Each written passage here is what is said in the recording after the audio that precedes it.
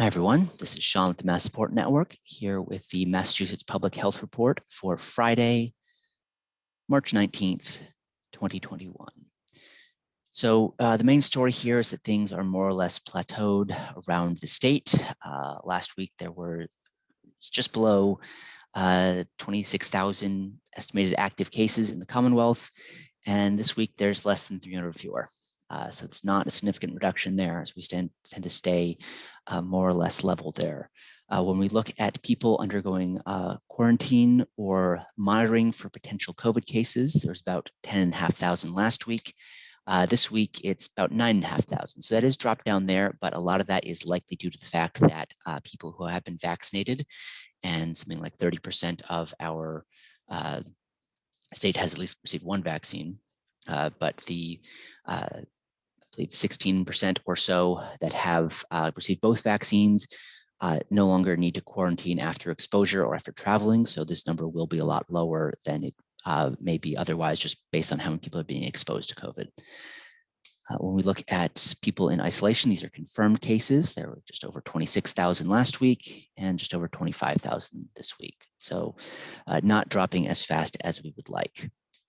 We look at the age demographics of the average age of a hospitalization and the average age of death. The average age of death is staying the same, but the average age of a new hospitalization has dropped another 3 years. This is likely showing us the impact of the vaccine, as the older population was making up a lot more of the hospitalizations isn't going in as much, which is a promising development. Also, there are a lot fewer people in the hospitals, almost 100 fewer hospitalizations this week than last week. ICU and intubations have also dropped as well.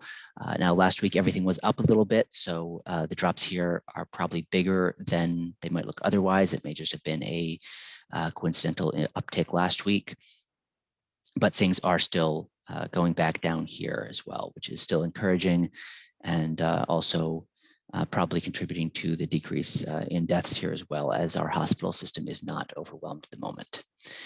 Testing has also picked up a little bit more here in terms of turnaround time. This is probably also a bit because fewer tests are being done, but test return time is a little faster, now coming just under a day and a half on average for reporting.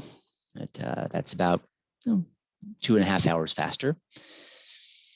We look at the contact tracing. This is more or less staying as it has been. The top there is the overall, which generally hovers in the low 80%, and the bottom one is the outreach completed in the last 2 weeks, and that's hovering in the upper 80%. So they're staying more or less there, and we probably will see these continue unless there's a significant change, such as another surge or a significant drop-off. These will likely stay around the same amount because there's just some people who will never be reached by contact tracing, unfortunately. When we look at the state, last week, the incidence rate, the number of cases per 100,000 people per day in the last 2 weeks, was 20.3 cases. It's 19.5, so that is a general overall decline, but not a lot. Some places have seen slight upticks and others have come down slightly. What I noticed was basically the rule of thumb is that any county that was above the average has gone down. Any county that was below the average has gone up. So a lot of the smaller counties, Berkshire, Franklin, Dukes, Barnstable, that's a decent size increase. Those all went up. But places like Suffolk, Worcester, Hampshire, Hamden trended downwards from last week. But it all seems to kind of be leveling out at the moment. Hopefully we can start getting these down a little bit more as warm weather starts to come in. When we look at the testing, this is actually the percent positivity. That's the percentage of COVID tests that are coming back positive. That has trended slightly upwards. And you'll note that the lower line there, which is the higher education testing, which tends to skew things lower, has not changed. There's no college outbreaks. So this is just a general increase in the percent positivity around the state. So that likely is due to the number of tests we're conducting, because fewer are being tested right now.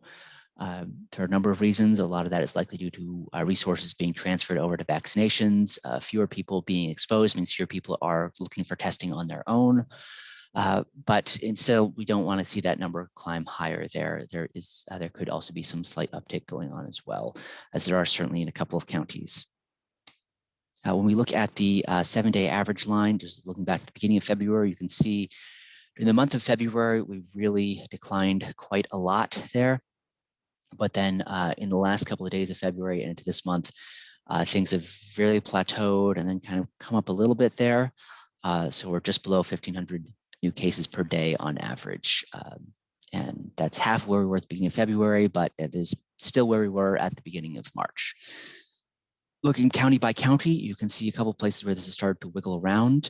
Hampshire County has declined significantly due to having an outbreak that it has recovered from, that outbreak at UMass Amherst.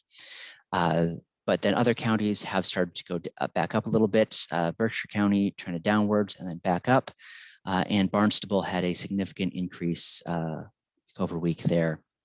And look at the higher transmission counties. These have mostly the same stories with each other, kind of starting out at one point, trending down slightly, and then coming back up towards the end, exception of course being Middlesex, which usually has the highest raw case count, but by population, that's not quite so many, but still it came down a bit and then has been trending back upwards the last couple of days. Something to be aware of there. One last thought to go into our weekend. This is a graph from Israel looking at the effectiveness of the vaccine by comparing the death rates in different groups. So this is people who died of COVID week over week, comparing who had the vaccine, who was between doses. And as you can see, the death rate's gone down, but most of the death rate is still in that blue bar, which is people who have not received a vaccine at all. I believe this is mostly looking at older populations as well.